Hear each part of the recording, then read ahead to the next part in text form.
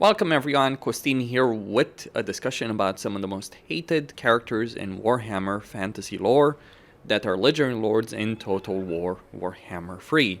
I'm sure this list is going to need an update once Nagash comes out because, well, fairly obvious reasons. If there's a more selfish person in the entire lore than Nagash, well, it's probably the person at the top of this list. And we all know who is going to be at the top of this list, and for bloody good reason. Though I want to emphasize, this is not about popular perception, rather it's about how these characters are actually viewed in the lore. And we start with Prince Imrik. He is considered an arrogant ass by the High Elves, who embody that. You know, the generic fantasy trait of elves in general, where they're considered arrogant and view themselves as morally superior to the other races. Take that, increase it by 100-fold, and you get Imrik. He is so arrogant that when Finnebar died, thanks to Teclis, believe me, I was tempted to put Teclis in this position, but when Finnebar died thanks to Teclis and Malekith, Imrik decided, you know what, I am gonna be the Phoenix King. So he basically barged in, demanded to be made Phoenix King, and when eventually Tyrion showed up and prevented that from happening, Imrik just basically threw a temper tantrum. It got even worse when he decided to fight alongside the Dark Elves to fight Tyrion. Now, you can take whatever view you want of Tyrion. To be honest, Tyrion kind of got screwed in a major way in the end times, considering what his brother did, what other people did, what happened to his daughter, who was sacrificed to bring Nagash back to life. So Tyrion is at least a noble hero whose actions are not necessarily understandable, but we can sympathize with him. Imrik is just an arrogant ass who wanted power and glory for himself. Oh, but he cried when he slaughtered a bunch of High Elves that followed Tyrion while he was fighting alongside one of the mortal enemies of his entire race. That is Imrik in a nutshell. Arrogant, self-centered, one of the biggest bastards in the High Elven race. The only reason, and in spite of all of that, the only reason I'm not putting Teclis on this list is because Teclis at least has his actions before the end times, where Teclis was wandering around the world trying to help people. If we were judging it just based on the end times, yeah, Teclis would certainly deserve a very, very high spot on this list. Now, in the game, Imrik is actually a pretty popular character because people like super powerful dragons, and his campaign can be pretty interesting, though I think his campaign does reflect his arrogance in that everyone around him hates him, people back home don't particularly like him either, and you do have quite a few diplomatic issues. I imagine it has something to do with pissing everyone off around the entire world with your arrogant behavior. Imrik in a nutshell. At number 4, we have Drycha, who is the malevolent Wood Elven spirit of Athel Lorem.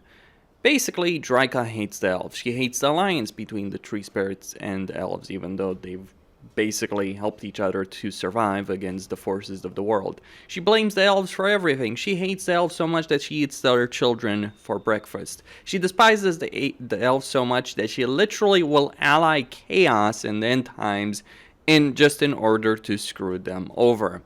That is Drycha in a nutshell. Well, her and Coadil basically are quote-unquote lover. It's a bit of a weird relationship between her and Coadil. She is a significant bastard in the lore, if you will. When you're looking at the lore, the things she did, how many people she hurt, the constant raids she launched at Bretonnia. I mean, let's be clear, the Wood Elves are not blameless in all of this in terms of that. But basically, Drycha is pure evil. She's spiteful, she's vengeful, she blames everyone for the issues that Athel Lorem is suffering from. She supposedly developed her hatred of the Wood Elves when Mogr invaded Athel Lorem and did quite a number against the forest, but truth be told, she was already pretty awful even before that. And yeah, in the end times, she she ruins Athel Lorem by allying herself with Be'lakor, of all people, or being manipulated by Be'lakor. It is a bit of an interesting situation. And she is in Age of Sigmar, and I think anyone who's in Age of Sigmar is tainted by association with that, even great legendary lords from Warhammer 3. Now, in the game, Drycha is an absolute powerhouse, but her diplomatic isolation does hurt her quite a significant amount because the other elves hate you and you don't start with the Oak of Ages. And not starting with the Oak of Ages as the Wood Elves is actually a fairly significant downside. Because without Oak, you don't get the lovely growth benefit, the various benefits that you can get faction-wide from the Oak of Ages. So you need to go over here, and as appropriate for Drycha, you basically need to conquer it from Orion. Yes, technically, you could, I think you can confederate some other factions, but it's not an event confederation, it's a diplomatic confederation. The only person she actually gets along well with is Durfo. Now, in the meantime, she was killed by she realized she had done wrong once Codel showed his true colors, and then Malekith killed her. Rightly so, because Malekith of all people concluded she was completely insane and couldn't be trusted in any way, shape, or form. Rightly so, I would dare argue, when we look at what she has done. Now, the crazy thing is, Drycha is an absolute insane powerhouse because her malevolent tree spirits are ridiculous. Because they're basically regular tree spirits with frenzy. So, usually, the thing about tree spirits, like Treekin in particular, is that they're very, very durable units, but damage they're doing isn't necessarily significant. Then Frenzy to that, it gets pretty insane with the amount of power that they have in the battlefield. And then you add Drycha's magic ability in that fray. Like, fighting Drycha is insane in battle because she ends up preventing you from casting for a very long time. During the course of the battle, your units will flee in terror against her army, and then her army will engage yours in melee.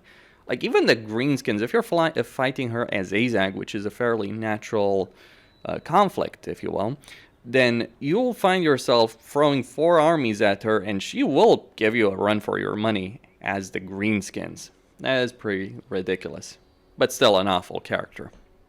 And number 3, we have Prince Sigvald the Magnificent. This guy is awful. Like, Drycha is driven by hatred. Other characters are driven by, you could say, greed. Sigvald is just driven by pettiness. He's the Joffrey Baratheon of Warhammer in general. Slaanesh is, in general, pretty out there with regards to its champions, their champions, and Sigvald is certainly Slaanesh's champion. I mean, you look at Azazel and what Azazel did, you look at Nakari, and you gotta realize they are insignificant compared to Sigvald. This is a guy who engaged in cannibalism in Bretonnia. This is a guy who invaded Bretonnia just to sample their wine. This is a guy who has the mirror guard just so he can look in their shields and see his reflection, his glorious reflection in them. He's also born of incest, like Joffrey Baratheon, and completely and utterly insane.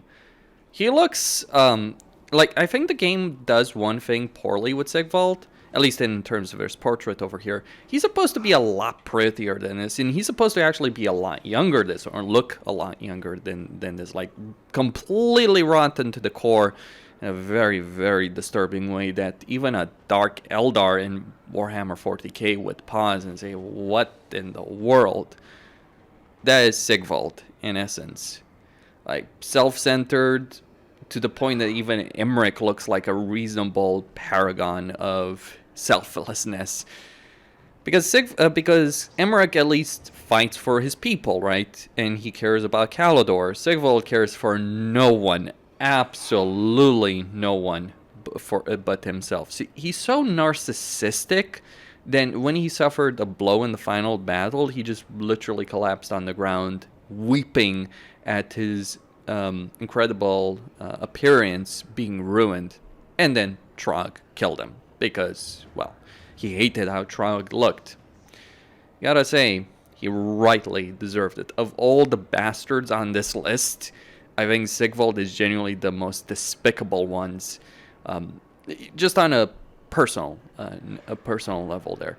He's not the most hated person in the lore, because overall he's not as significant as some of the other characters, the guys that are above him on this list, but still, he certainly gives them a run for their money. Now, in the game, he's an undivided Legendary Lord of Chaos, and I think that's because he was one of the original Legendary Lords of the Churches, so you can unlock, so you already have the gifts of Slaanesh, and you can specialize in Slaanesh units from the very start of your campaign. But you can completely play him as Undivided, and Undivided is the most powerful. So, shockingly enough, I know this sounds awful, Sigvald is actually one of the most powerful Legendary Lords in the game. The reason behind that is Undivided is the most powerful of the forces of Chaos, because you get Hell Cannons, you get units from all of them. Sigvald is a really powerful melee combatant in battle. He actually starts, I think, with the best starting army, or one of the best. I mean, the Dragon Ogres that Kolek starts with, Sigvald starts with, that you can immediately switch to Chaos Warriors who grab weapons, that should not be underestimated in any way, shape, or form. So a great deal of power for him from the very beginning of the campaign, and unlike Kolek, who has to deal with Grimgor, potentially early on, and you want to deal with Grimgor if you're playing as Kolek because you want to vassalize him, you get much easier factions to deal with in the Dark Elves. Yes, the Dark Elves are nothing in comparison to the might of Sigvald. So you can vassalize all the factions here. Valkia, or vassalize Valkia, force her to bend the knee to you if you're playing as Sigvald. Great deal of power, but what an awful character. Like, far more awful than Joffrey Baratheon. I think Sigvald just looked at Joffrey and Baratheon as gauntlet thrown down in terms of arrogance, narcissism, and you name it. And number 2, we of course have Malekith, the Witch King. He is certainly one of the most awful characters in the lore. He doesn't have the excuse like Anakin. Like, in the universe, he's kind of like this Darth Vader, Anakin Skywalker type character. But Anakin was raised as a slave, and as you might imagine, he endured a great deal of trauma, so, you could sympathize with him. Malekith did not endure that. Malekith is awful just because. Oh, the nobles elect someone else as king? No problem. Let's just start a civil war. Oh, the dwarves and the high elves are getting along well. Let's start one of the most destructive wars in the entire history of the world. Oh, I get the chance to kill Finnebar, or whatever ended up happening with Finnebar. No one quite rightly knows. But he gets a chance to take the throne for himself. He will do so. It doesn't matter if he has to walk over the corpses of his own people that he wants to rule over. And the way he treats his own people in the Dark Elves is not necessarily that much better either. And then there's also the rumors, quote-unquote, of incest between himself and his mother.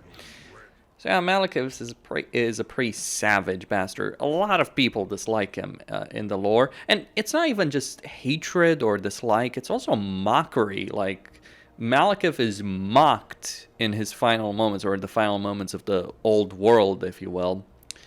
He is mocked by Alariel, as she basically just takes the piss on him over his ultimate fate. And then he becomes this weird dragon creature in Age of Sigmar.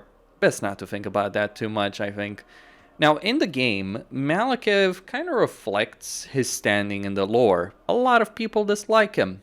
From Alifanar, who's coming over here just to kill him, to his fellow Dark Elves, to Grombrindle, who has a very significant vengeance boner with him. Malekith is hated by a very, very large number of people. He's also kind of crazy when you read about some of the things he tried to do, like undoing the vortex and summoning demons in the world under the fantastical idea that he might be able to control them. Yeah, he's kind of insane. No, completely and utterly insane when you start reading about his lore. He's spiteful, he's vengeful, he's just a pretty awful person in general when you look at him. But he's also kind of comic relief in some way, shape, or form, because he's just such a massive failure. Archaon gets things done. Malekith is as close to Abaddon as you can get in Warhammer Fantasy, and that should tell you everything you need to know about him. And then finally, Manfred von Carstein. There's been some pretty awful characters on this list, but Manfred is so awful that I didn't even put him on the poll because I knew he'd win by like 80% of the vote. And I think I'm being generous to Manfred. He probably would get 90%, 95% of the votes in the poll. That's how much people hate him. And that hate is also in the lore. A lot of people dislike this guy. Just to give you an idea, in the end times, he kidnaps... he brutalizes Volkmar, kidnaps Tyrion's daughter, sacrifices her to bring back Nagash, marches on Khemri to bring back Nagash. Keep in mind, if Nagash was in the world, I think it would be an interesting competition between Manfred and Nagash. So just let me know what you guys think. Who is more awful? The self-centered world destroyer that is Nagash, or the self-centered world destroyer that is Manfred? Well, I guess Manfred has never brutalized his lover the way Nagash did, and he didn't turn his entire people into undead just because. But still. So Manfred is very petty, very self-centered. He gets pissed off when Nagash brings back Vlad and gives him power. He's also pissed off when he has to work with Luther Harkon. He lets Luther Harkon get killed in battle, even though he could have helped him escape, but he is just that petty and narrow-minded. I mean, Sigvald, yeah, he's just self-centered and narcissistic. Malekith has a desire for power. Manfred is petty just because he hates. Because in Manfred's world, there can only be one Manfred, and he is the best. Of course, he must be the best. This is a guy who destroyed the entire world because of how petty, self-centered, narcissistic, narrow-minded he was. Just because he wanted to get a one-up on the other characters. Why he's back in Age of Sigmar, I don't know. I guess Games Workshop just wants to create a character that is universally hated by the fan base. I mean, there's characters universally hated in 40k, but I don't think you can come anywhere close to just the sheer hatred that people do have for Manfred. You know what's silly though about that? He's actually a pretty powerful legendary lord in the game. He's got the ability to get the books of Nagash, unlock a great deal of power. He is probably the strongest legendary lord next to his starting position. He actually has a pretty good starting army, and he can dominate all the factions around him. So yeah, Manfred is an awful person, or an awful being, if you will, but he can also be a pretty powerful caster, a combination of caster and melee lore. Personally, I would go down the melee skill, though there's certainly benefits if you're going down the lore of vampires, in particular with the lore master, the lore of vampires, and upgrading that. Still a prick, however, and certainly one that should be wiped out with a vengeance by all of his neighbors. No one likes Manfred. No one even likes him in the game, even. Tariff, the YouTuber Tariff, he made a bunch of funny videos about how everyone would gank up on Manfred. It's true. Everyone does gank up on Manfred, as he rightly deserves. Costin here, signing out. Don't forget to subscribe, like, and enable notifications, and stay tuned for more.